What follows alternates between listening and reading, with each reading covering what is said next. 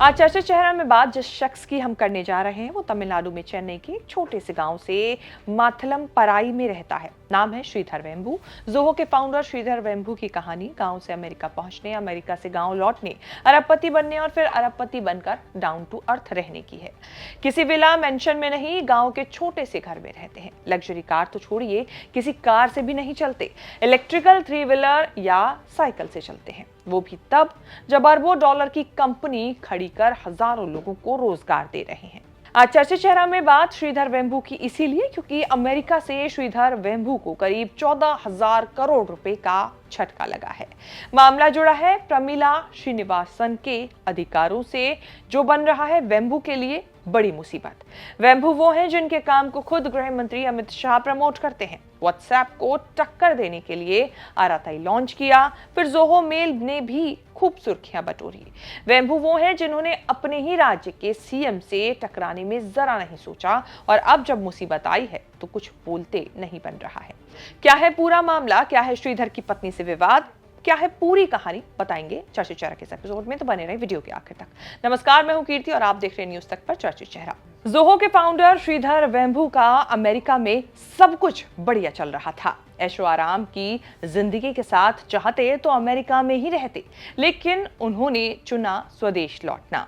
कुछ देश के लिए अच्छा करने का सोचा और कर भी रहे थे, लेकिन कुछ ऐसा किया कि हेडलाइन बन गए। अब जितनी चर्चा उनकी कंपनी जोहो की नहीं होती, उससे कहीं ज्यादा हजारों करोड़ की कंपनी के मालिक यानी कि श्रीधर वेम्बू की होती है। श्रीधर वेम्बू इस वक्त इसीलिए चर्चा में है क्योंकि अमेरिका की कैलिफोर्निया कोर्ट ने श्रीधर वेम्बू को आदेश दिया है कि अपनी पूर्व पत्नी प्रमिला श्रीनिवासन के अधिकारों की सुरक्षा के लिए 1.7 बिलियन डॉलर यानी करीब 14,000 करोड़ रुपए का बॉन्ड जमा करें।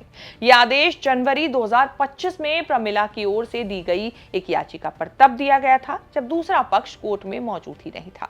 अब इसकी चर्चा इसीलिए क्योंकि ये जानकारी पहले सार्वजनिक नहीं थी और अब जब सामने आई है तो तहलका मच चुका है। ऐसा इसीलिए क्योंकि ये दुनिया के सबसे महंगे तलाकों की गिनती में से एक बन जाएगा।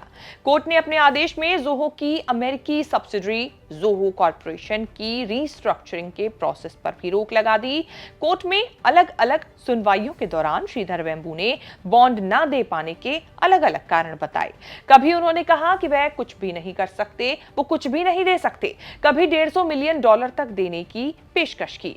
द न्यूज मिनट की एक रिपोर्ट के मुताबिक अब तक उन्होंने एक भी डॉलर जमा नहीं किया है और वह अभी भी कोर्ट के आदेशों का पालन नहीं कर रहे हैं, ऐसी चर्चा है।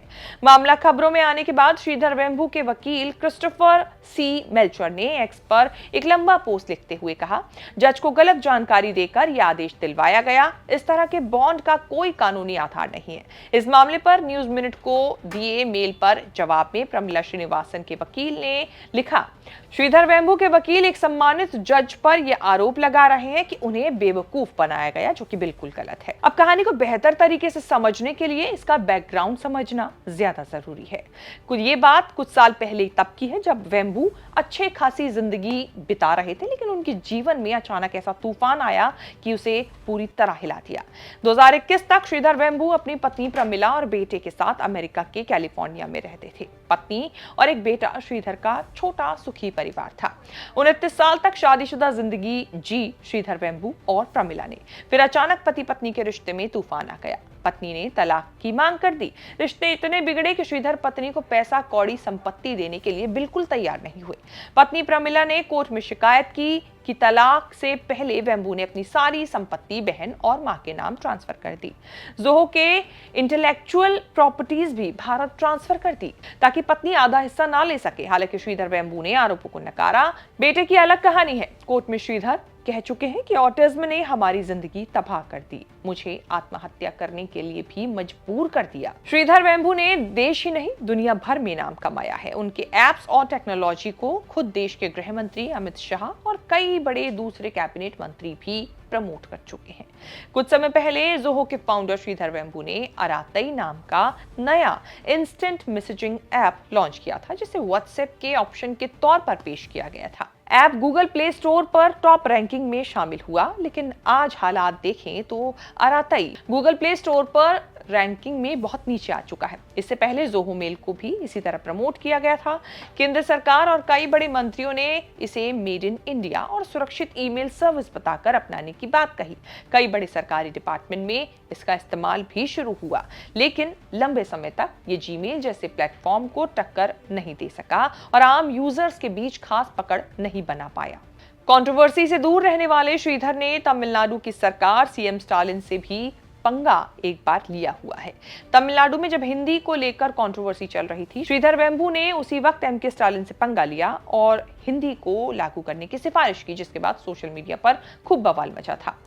जोहो, बता दें आपको, एक भारतीय टेक्नोलॉजी कंपनी है जो इंटरनेट के जरिए चलने वाले बिजनेस सॉफ्टवेयर बनाती है। इसके सॉफ्टवेयर से ईमेल भेजना, क्लाइंट की जानकारी संभालना, हिसाब किताब रखना जैसे काम आसानी से किए जा सकते हैं। ये सॉफ्टवेयर माइक्रोसॉफ्ट ऑफिस और गूगल वर्कस्पेस का बढ़िया ऑप्शन के तौर पर देखा जाता है। बता दें कि श्रीधर का जन्म तमिलनाडु के थंजावुर में एक मिडिल क्लास ब्राह्मण फैमिली में हुआ था और अपनी मेहनत की बदौलत ही उन्होंने आईआईटी जेईई के एग्जाम में 27वीं रैंक हासिल की और आईआईटी मद्रास और फिर अमेरिका की प्रिंसटन यूनिवर्सिटी से पढ़ाई की।